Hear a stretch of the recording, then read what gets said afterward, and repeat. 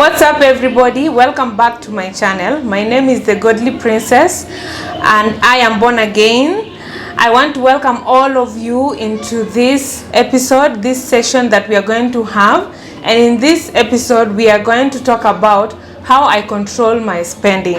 So I always tell people that I encourage all of you to watch this money wise episode, these personal finance episodes. Why? Because they are very real. I don't sugarcoat anything, I don't exaggerate anything, and I don't lie about anything. And so if you are interested in being wise with your personal finances, then these are the videos that you should watch. So many people are afraid of sharing such information because of jealousy. They think people will overtake them, but for me, I know we are blessed differently, and I can overtake you, and at the same time you can overtake me, and that's just okay. So I'm going to talk about how I control my spending, and I hope that you're going to be enriched by watching this video. So the very first way in which I control my spending is by having a food menu. I have a food menu, and I also have a food budget. Like, it's just a food like meal plan. I have a meal plan.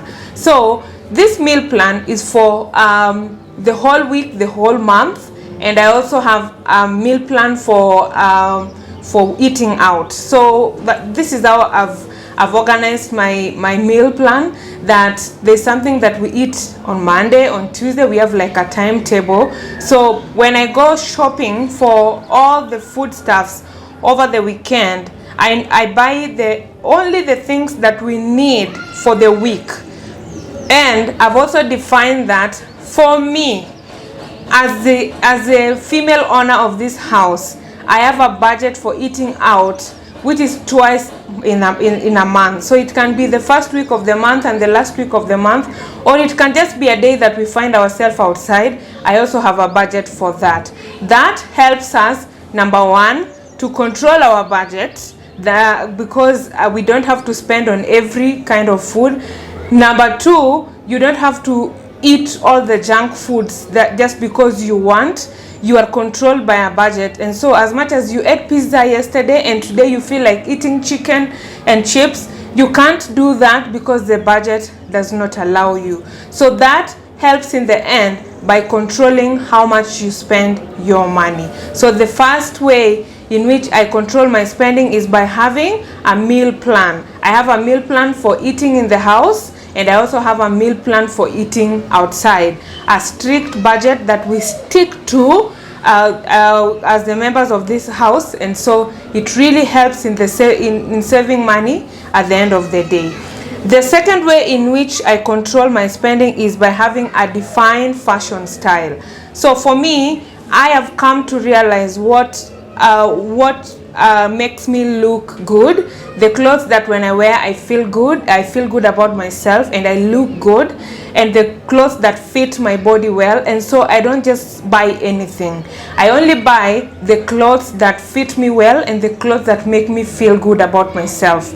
There are a few times that I find myself buying things that doesn't make me feel good. You wake up one day and you'd feel like, I don't feel like putting on this clothes anymore. Those I give out, because with fashion, every time you evolve, you find that you love this thing, again you love that thing, but it's not like an overall kind of thing. So you can find your fashion sense and you stick to it, so that for me, I love palazzo pants, and I love jackets, and I love skirts. These are the clothes that make me look good. So when you go shopping, you don't just buy everything because they look good. No, you only buy the things that are suitable for your body. At the end of the day, you find that you're not hoarding. You don't have so many things in your clothes in your closet that you're not even using. That you're not even wearing the whole year. And in the end, you control your spending, and you also save that money that you use in hoarding clothes. When you go to the market, you just pick anything. Oh, this looks good, this looks good. Oh, I was tempted to buy this. No, you don't have temptations once you find your fashion sense. So take time, Google, look at your friends, Google the your body shape and the clothes that make your body shape looks good.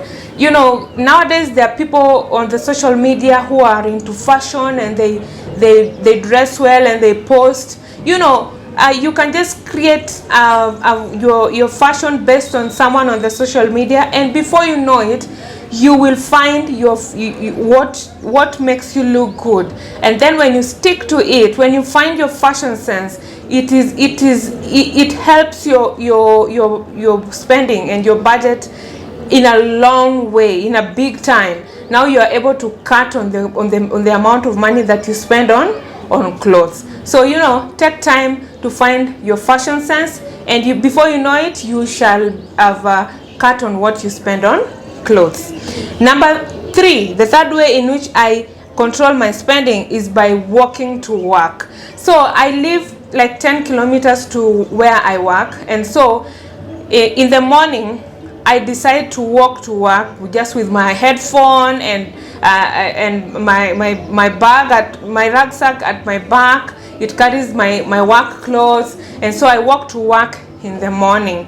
And it is also a form of exercise, because we have a gym at work. So I'm able to save on that money that I could have fueled my car in the morning to go to work, or the money that I could have paid a public service vehicle to go to work. That money is saved, and you find that now the amount of money that I spend on fare or on transport has been cut by some amount, because every day, Monday to Friday, I walk to work.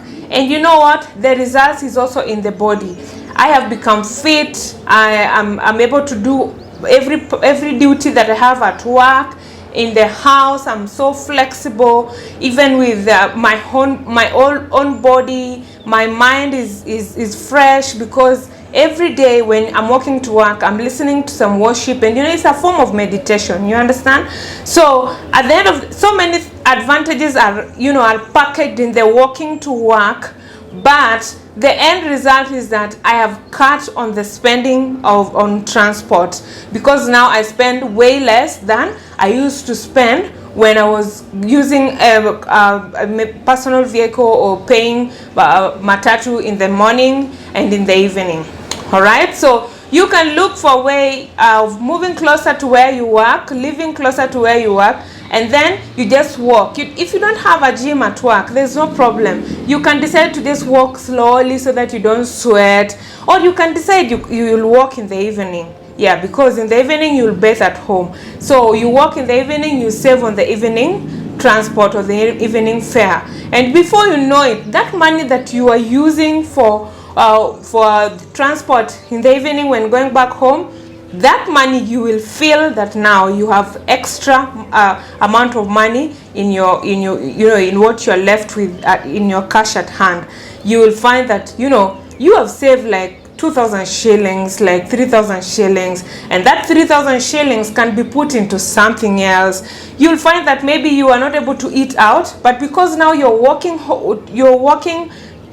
or you're walking to work, now you've saved an amount of money. You can also eat out like the rest of the people. You understand? Yeah, so that is the third way. The third way is that I walk to work. It is part of my exercise. At the end of the day, it also saves on my money. Number 4, I have a defined beauty products.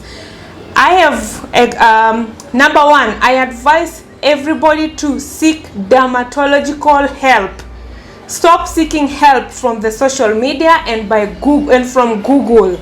But the Google is only 18 years old, so stop seeking help from Google.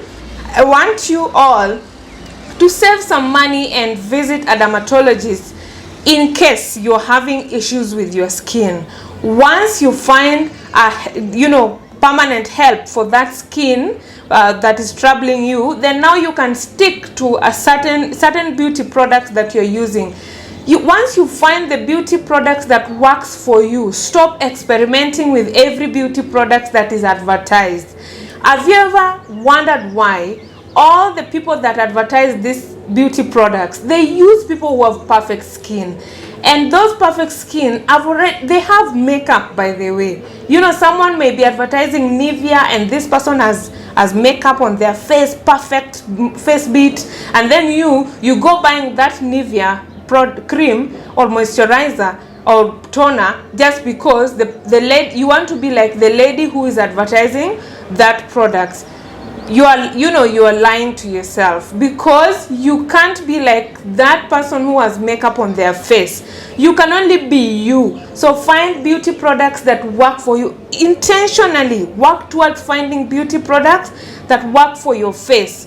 Once you find those beauty products that works for your face, stick to them, and don't be swayed away by beauty products advertisements, because for them they're just into business and they're toying around with your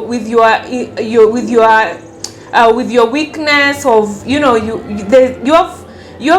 feel like you're not good enough. You feel like you're not good enough, and that is what those advertisements are toying around with. They want to make you feel like, you know what, you're not good enough. You need to be like this lady who's advertising this product. Come and buy our products. They're into business, so don't be swayed away by those advertisements. Find the beauty products that work for you and stick to them, and before you know it, you'll cut on your spending. And beauty products are the most expensive. You find that a foundation is like 5,000 shillings, or even the cheapest could be 1,000 shillings. You'll find that the toners are very expensive, more than 1,000 shillings. You find that, face wash, even more than 1,000 shillings. Face wash, just buy Dove soap, as in stop sticking to all those, Japanese beauty routine, I don't know what beauty routine. Find few products, go a long way, that work for you, and stick with them, and before you know it, you will cut on your spending big time, and that money you can even save it and buy a car. Imagine, because beauty products are so expensive, and you find that today you buy something, you realize into 2 weeks into using it, it's not working, and then you're like, I think I need to go and buy another one. You leave this here. This that you're leaving here is money, darling. So you have wasted 2,000 shillings or even 5,000 shillings on a product that you're not using. It's going to dry, and finally you're going to throw it in the dustbin. No, that money, if you saved it consistently every month, you would have even bought a house. yeah. So please find your beauty routine and then stick to it, and see the magic that will happen to the money that you're left with in your hands. Number 5, I have a sinking account. Sinking account is like a fixed account that you're not withdrawing all the time. You only withdraw once in a while. So I save little money there, like 10,000 or 5,000 of whichever money that I receive, and then I just throw it in there. That sinking account helps me in case of emergency. When emergencies come, they drain you, they disorganize your finances. So I have decided that I don't just have one bank account where I do everything. I have like a separate bank account where I deposit money randomly, and when someone dies, I can go into that account and sort that issue. When my friend is going for a vacation in Jamaica, and for me, I don't like traveling alone, and I want to hop into that vacation, I just decide to go to that account, and then I take money, and then I book my flight and go with my friend. And maybe if someone is sick, I can still go to that account and sort that hospital bill. So you don't have to have only one bank account. You can have more than one bank account depending with your needs, in order to help with to shock you up. I mean to absorb you in case of a shock. you understand, an account that is a shock absorber.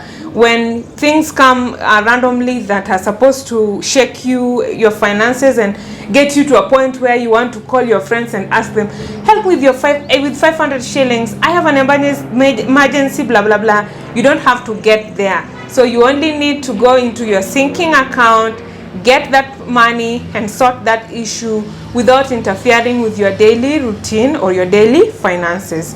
So if you've been having only one bank account, consider having an extra bank account which you don't touch regularly, which helps you in case of emergency, serious emergencies, big emergencies that are meant to shake your finances. Number six is sticking to my budget for black tax. That saves me money.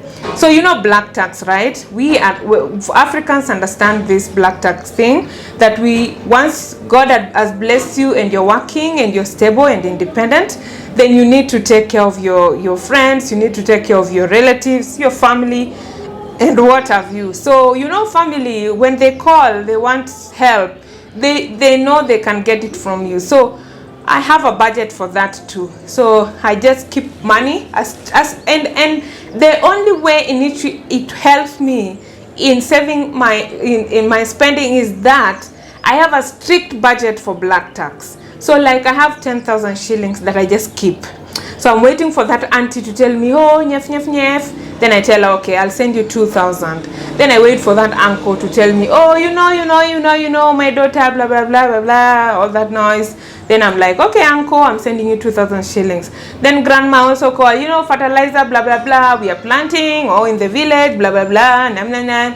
Then I also send my grandmother 2,000 shillings. So I have a strict, but when the budget is spent, the next person who calls, I'm like, now I know that you have an issue. Wait for next month, I will sort you. So I have a strict monthly budget for black tax that I don't go against. It doesn't mean I don't help anybody who calls past the budget, but I will just help them later. I postpone the help in order to wait for the next budget, because once a budget is spent, it is spent. So that's me. I don't go into money for my self-care to give my uncle who is having some emergency. No, that uncle will have to wait for next month, and I definitely will give that uncle the money in the next budget.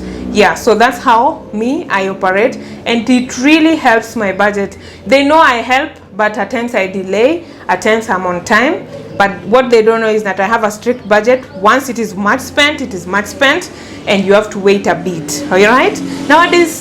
Nowadays time moves so fast, so you don't have a problem with waiting too much, because before you know it, it is end month, and my budget operates from month to beginning of the month to the end of the month. Yeah, so if you've been having a struggle with black tax, my friend, your family is your source of joy. Do not let your family be your source of worry and frustration. Have a budget for them and stick to that budget so that you help your family within your means. All right? In that way, your family will be your source of joy and never your source of worry. But if you go past your budget, you will work all the years of your life helping your family, and then one day when you have retired and you have nothing, and then you will find that they cannot help you the way you are helping them, because for them they can only they can only do what they can. But for you, you went out of your way. So you'll be bitter. You'll be like, I worked all my life. Now I don't have anything. I expected you guys to come through. Now you're treating me like I didn't help you. Darling, you ought to have had a budget so that you take care of your retirement, at the same time take care of your family, so that you don't break the budget and thereby regret later. All right, let's go to number 7. Number 7, I have a set amount of loan I can take every year. So when I begin my year in January, I know every January I'm supposed to take a loan of this much. So for me, loans I take to invest. I don't take loans to eat. So to eat. Yeah, I don't take loans to eat. I take loans to invest. So every year I take loans. So when I start my year, I go to my loan providers, and then I take the loan. If it is 2 million or whatever, you know, that's I'm just quoting a figure, but I have a figure for loan that I take every year. So once I take that, then I play around with it, investing and what have you, and earning money out of it. You know, at the same time, from my salary, I am paying the loan. Yeah, so for me, that's how it works. I don't just take loans with beyond my means. I don't want to get to a point where I have so many loans, Shylocks are after me. No, for me, I take loans to invest and have a strict amount of money I can take in loan. I have a strict amount of money out of my salary that is supposed to pay for loans. So I calculate this loan. If I take 2 million like in January, how much can I pay this loan until it's done? Then once I calculate and find, for example, it's 30,000, then I take that 2 million, knowing too well that out of my salary, the only amount of money that can pay loan, that which I have put aside for paying loan, is 30,000, so that I can still survive within the other part of the salary that is remaining. So I don't just take loans randomly until I get to a point I'm only working for loans. That life, no balance. Yeah, so that the other way in which I control my spending is by having a strict amount of money that I've set aside for paying loan. And my loan, when I get, I play around with it when in different kind of investments and earn money out of it. Alright? Alright. Nice. Number 8. Number 8. I have ways I enjoy myself without spending money. Alright, so like now I'm in the house. Okay, Nick is in the other side of the room. I'm here and there's nothing much I'm doing, so I'm just in the kitchen and spending time with you guys. So like now I'm spending time and spending no money. I'm just doing a YouTube video, and then I edit it and then I upload. So I have different ways in which I spend money, like doing a YouTube video when I'm alone in the house. That is number 1. Number 2, I can even, after this, I'll go to the sitting room with Nick, and then we Netflix and chill. Number 3, we have open and free parks in Nairobi. So at times we can just carry our snacks. We go with a shawl. We spread down in a free park, and then we just spend time in the open, like, you know, we just spend time and eat our snacks and just have stories. We don't have to go to a restaurant, you understand? So devise ways in which you can enjoy yourself without spending money, and there are so many ways. You don't have to go to a restaurant, pay a lot of money. You don't have to go to a vacation in an expensive hotel. Yeah, you can enjoy yourself without spending too much, without breaking the bank. All right. Number 9, I do most of my transactions on my own to avoid excessive bank charges. So many people hide behind it is safe to, you know, just put your standing orders in your account and sit back and see the money move, and you're not touching those monies. It is good, yes, darling, but when you sit down to analyze your bank statement, you will find that in a year the amount of money you have spent on bank charges could even buy a car. Yeah, imagine. Yeah, so most of the time I decide to walk into the bank, withdraw money, and then I do my transactions still inside the bank, but I do them on my own.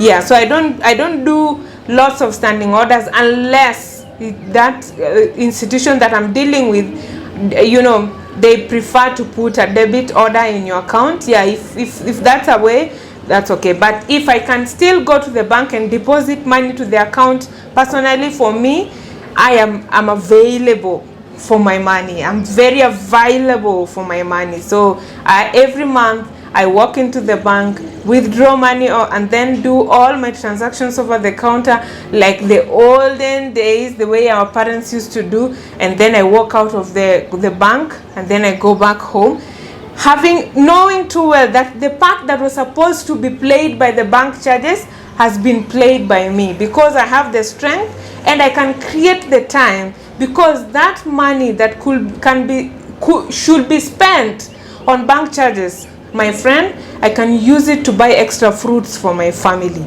You see? Yes. So that's another way in which I control my spending. And the very last way is that I carry cooked food to work and I warm in the microwave. So at work we have microwave, and so I'm like, why go to work without food and then I go to expensive hotels and spend a lot of money? Why? While I can just cook enough food over supper and then pack a little of it in my tin, and then I carry, go put in the fridge, and then I warm over lunch hour. And at times, even if you don't have a fridge but you have a microwave, you know, you can still carry you can still carry food, and then you just put it there in the open and then you warm in the microwave. If you don't have a fridge and a microwave, you can still carry fruits. You see? Because when you buy fruits in the market, they are affordable than when you go over lunch hour, you know, in those restaurants close to where you work, and then you buy a bowl of fruit. It is the cost of that bowl is too expensive than just one pineapple. Imagine. So you could have bought even just one pineapple and ate a huge bowl of pineapple, as opposed to going to buy, you know, just a small bowl of different kind of fruits. You see? Yeah. So for me, I carry food to work. If you don't have a microwave and a fridge, that's not an excuse. You can carry different fruits and then you cut them over lunch hour and eat, because you don't have to eat a lot over lunch hour. Yeah, you can eat a lot during your dinner. Just eat early dinner, then you eat a lot, and then you carry fruits, and then you carry breakfast. And you know what? Before you know it, you will save on your spending big time. So my friends, I am doing these money wise videos because I don't want you to be ignorant of the fact that people are saving, people are investing, and people are cutting on their spending in their youth. This they're doing not because they don't like to live large, but they're doing because if they live until tomorrow, when their strength is gone, nobody is going to take care of them as much as they can take care of themselves. So they can only take care of themselves better, and that can only happen if they budget for that time now. So stop being ignorant, stop living large. Some people ask the question, why should I cut on my spending now? Why should I save now? Why should I invest now? What if I die tomorrow? Why keep all that money in different kind of accounts and different kind of investment? Why keep that money? What if I die? And my question for you is this: what if you live? Okay? What if you live even up to 100 years old? What will you say? Okay? Ask that question and answer it to yourself. People say what if you die? And I ask you, what if you live? So be wise. Spend your money wisely. Cut on your spending today and see the magic that will happen to your finances. Otherwise, God bless you so much. Please remember to subscribe. Please remember to share these videos to your friends and your family.